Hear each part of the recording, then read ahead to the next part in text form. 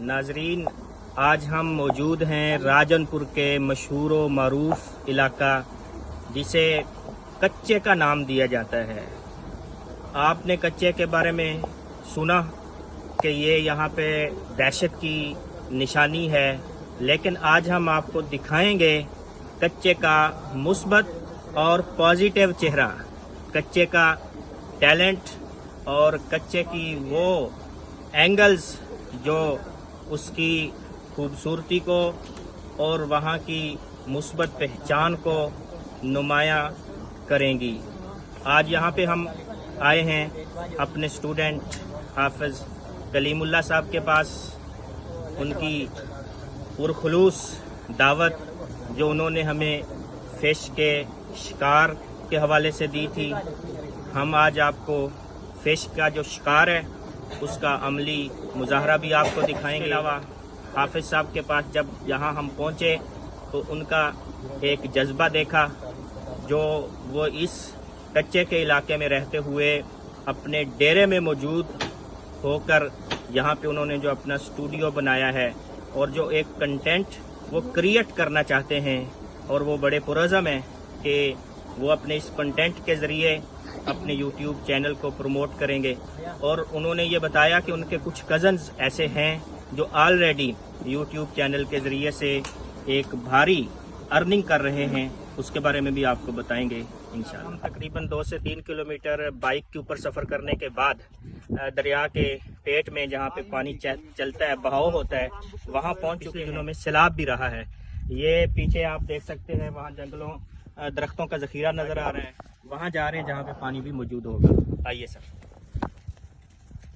अब हम दरिया के किनारे पर पहुँच चुके हैं। ये इस तरफ ले आए मेरे साथ साथ। ये हमारे सामने पीछे दरिया मौजूद है और ये हाजी कलीम साहब और उनकी पूरी टीम, ये हमारे लिए तो ये नेट है, लेकिन ये इसको अपने कच्चे की ज़बान में इसको घावा बोलते हैं।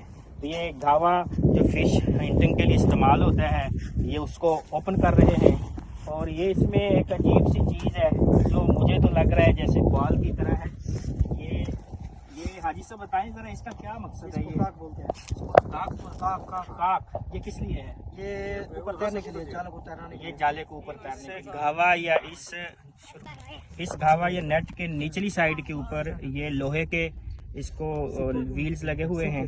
ये सिक्के इसके वेट को डाउन करते हैं, जिसकी वजह से इसका जो नीचे वाला हिस्सा है ये पानी की सतह के नीचे अटैच करता है, और इसके ऊपर की तरफ वो काक है प्लास्टिक के जो इसको ऊपर वाले हिस्से को जाल के पानी के ऊपर रखते हैं। तो इस तरह ये जो जाल है इस तरह ओपन हो जाता है पानी के अंदर, जिसके नतीजे में जो फिश है वो इसके अंदर आके फंस जाती है, और ये जब मूव करता है आगे की तरफ तो वो जो शिकार का अमल है ना वो पूरा होता है।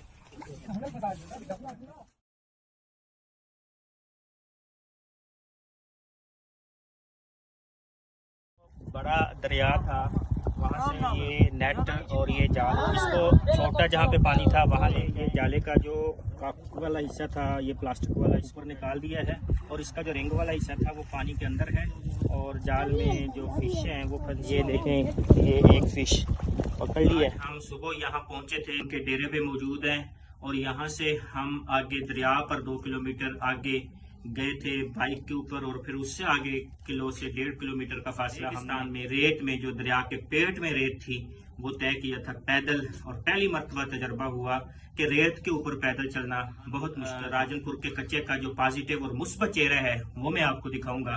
मैं इस वक्त ये कच्चे के इलाके में जिन दोस्तों की दावत पे आया हूँ वो बिल्कुल यंग हैं, और उन्होंने यूट्यूब चैनल के लिए एक कंटेंट चूज किया है।